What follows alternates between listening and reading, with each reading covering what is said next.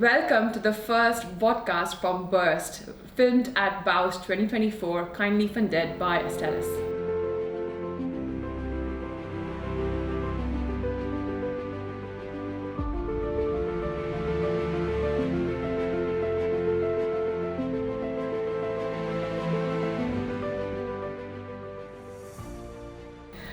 Good afternoon, everyone. I'm Nikita, and this is part 2 of the OAB Vodcast series funded by Astellas.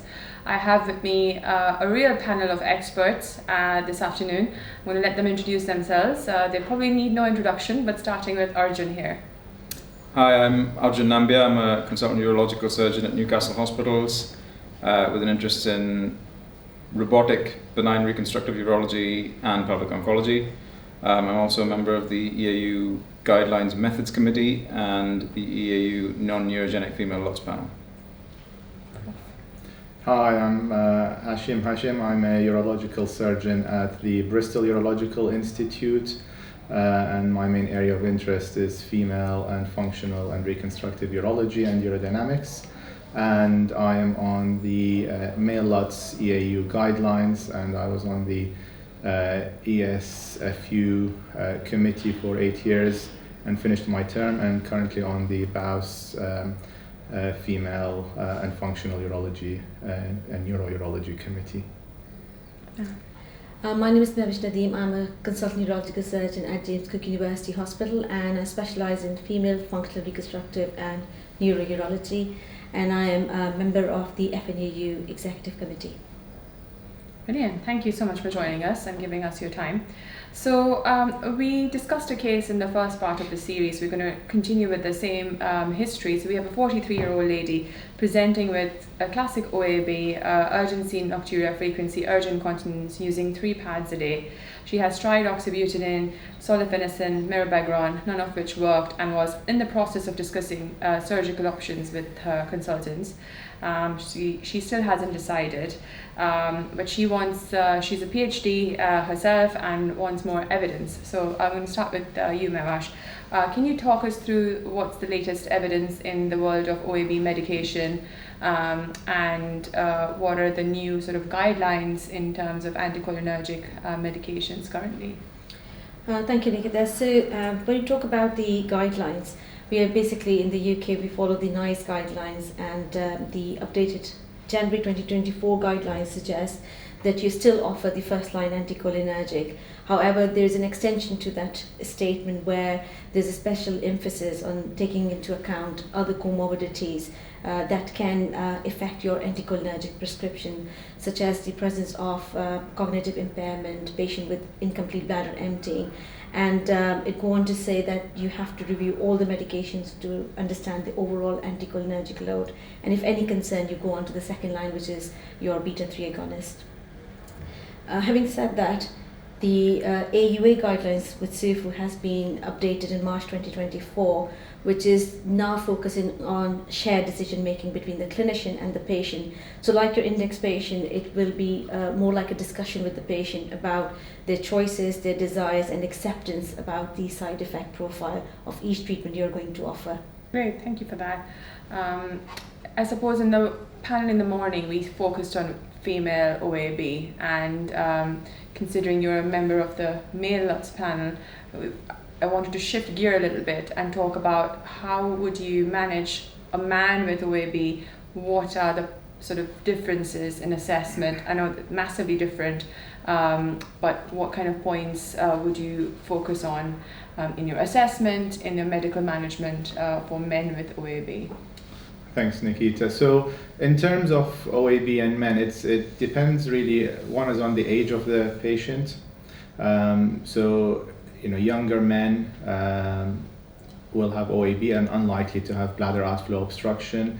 As men get older, probably about, we know that BPH histologically starts at the age of 40, but actually problems don't start usually until the age of probably mid-50s to early 60s in terms of the prostate causing obstruction. And therefore, the assessment of these patients will be maybe slightly different. In terms of assessing patients with male LUTS or even in female LUTS, we have a standard protocol. So everyone will have a history and examination. They should have a 3-day bladder diary, and they have a quality of life questionnaire. So we tend to use the ICIQ male LUTS questionnaire, which covers storage, voiding, and post-micturition symptoms. And as you know, as opposed to the IPSS, which doesn't assess incontinence. So the male LUTS covers everything. And then all men will get a flow test and a post-void residual. Based on that, they will start with conservative therapy, including fluid manipulation, weight loss, stopping smoking, stopping caffeine, stop drinking before they go to bed. And then we would offer them medical therapy depending on their residual. So antimuscarinics technically shouldn't be given if you have a residual of more than 150 mils, because they can cause retention. Mirabegron doesn't really affect as much as antimuscarinics. And then we discuss with the patients their expectations. If there's any evidence of bladder outflow obstruction, then we may give them an alpha blocker as well. So combine alpha blockers with antimuscarinics or mirabegron. And then if they are happy, then we would leave them at that. If they are not happy, then we would progress to options. So for the overactive bladder, we would offer them the standard therapies of either Botox or sacral neuromodulation. For the bladder outflow obstruction, if they have any, then depends really on the size of the prostate, what they get. But before that, we would always do urodynamics. So it's what we call a non-index patient. We would offer urodynamics in such patients. Yeah, absolutely. So Arjun, for our trainees coming up to the exam, Prof just said about urodynamics. We know about the upstream trial, and what is your sort of view with urodynamics, and how do you differently use urodynamics for men with OAB versus women? Is there a threshold difference, and how has your practice changed, or has it changed after the upstream trial?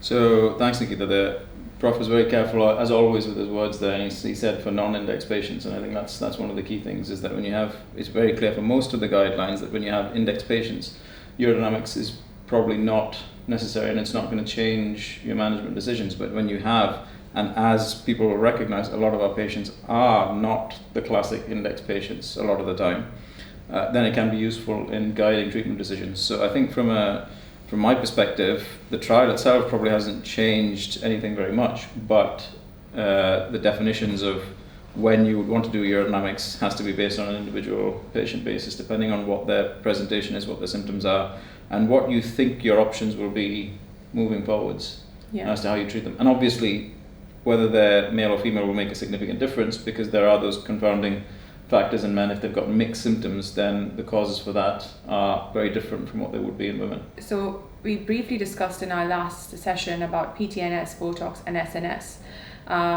But it would be nice for trainees as well as any sort of clinicians who are interested to talk about trials comparing the sort of SNS, PTNS, and what is your experience personally? Do you offer everything together like we discussed at the FNU meeting session yesterday? Is this a stepwise method? How do you offer surgical treatment for OAB in your clinic?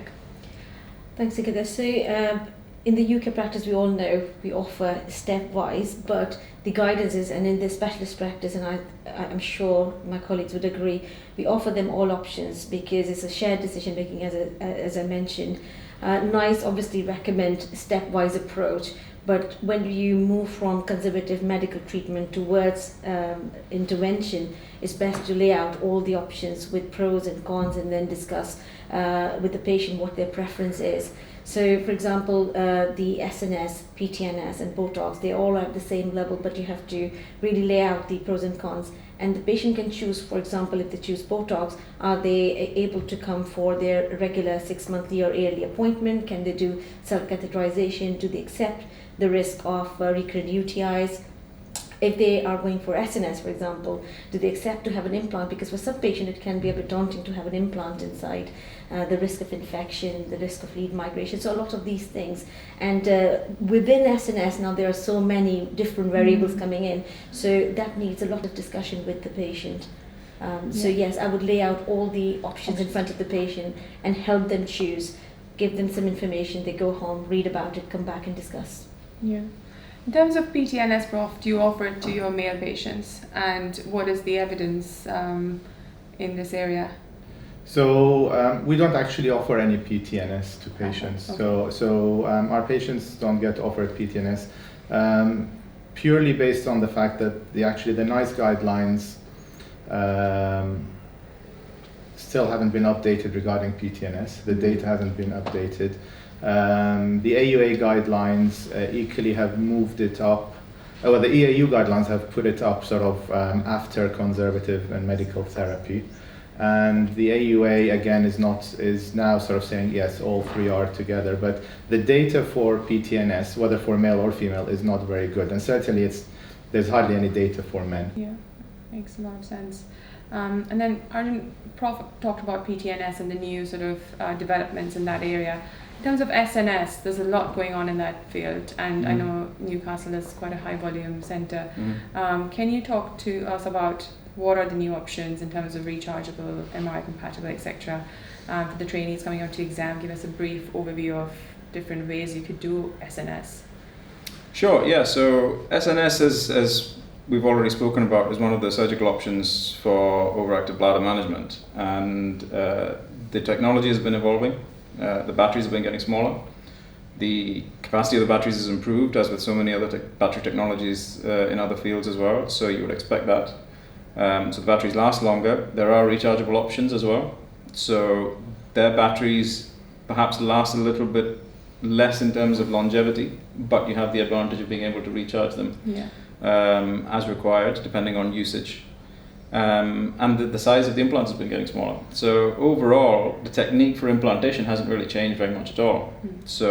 But the technology has improved to increase battery life, increase the reliability of the device, and give you that option of rechargeable batteries as well. Although I have to say that what we've seen in Newcastle is that the uptake for the rechargeable systems actually hasn't been as high as we thought it might be.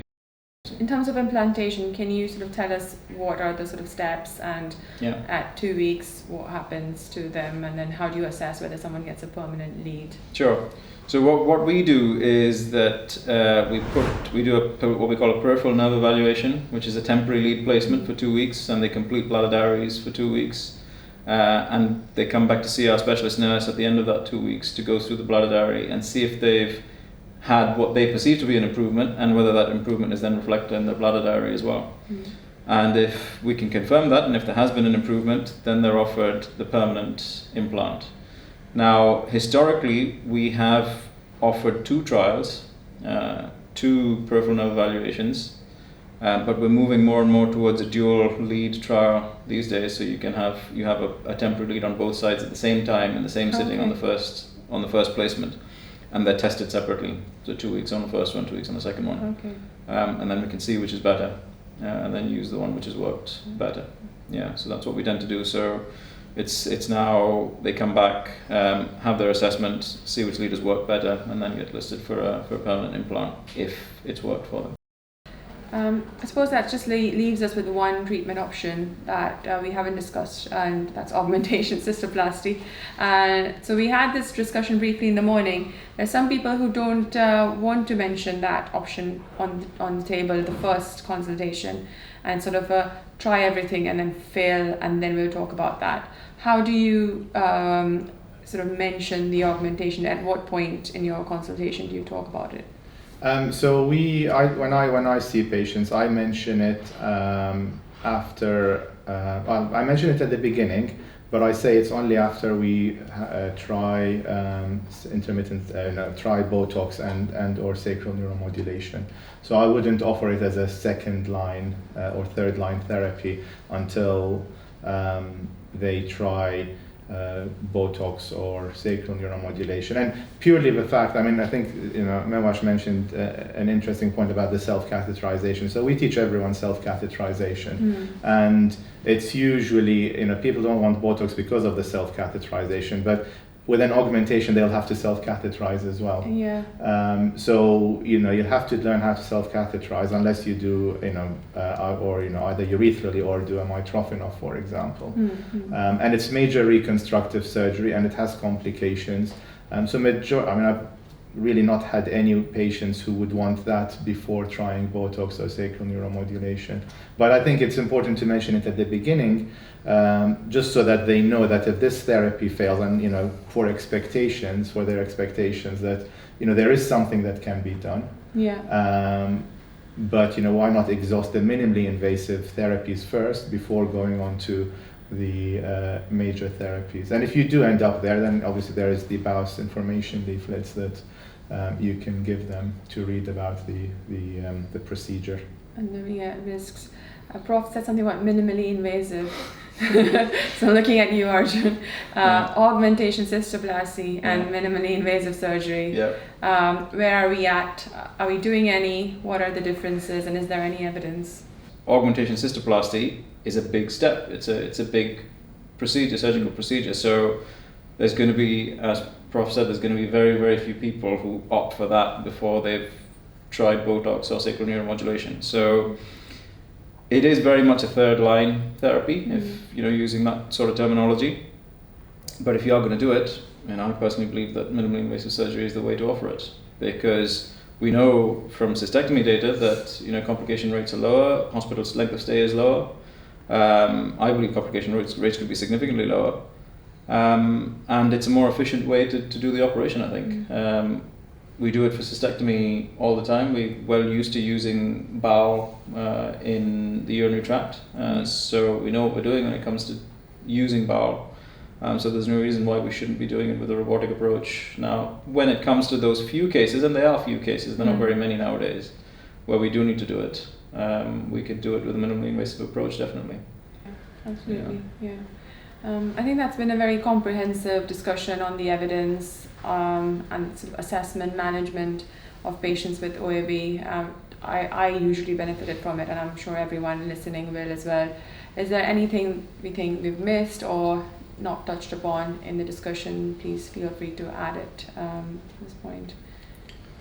I think the main thing we haven't, we touched on very briefly is combination therapy. Yeah. And I think, we will see more and more combination therapy. So there is sort of meta-analyses, trials looking at combination of alpha blockers, especially in the men, alpha blockers with antimuscarinics, alpha blockers with beta-3 agonists and mirabegron, or combining antimuscarinic, mirabegron, and a beta-3 agonist, and if they have nocturia, you may want to add in desmopressin and a PDE5 inhibitor. So you could end up with polypharmacy just trying to treat the lower urinary tract. So we don't have trials obviously having all 5 drugs together, but certainly there is more and more now with clinical trials, because they work on different receptors, different parts of the bladder and the sphincter and the bladder neck, then people are combining them.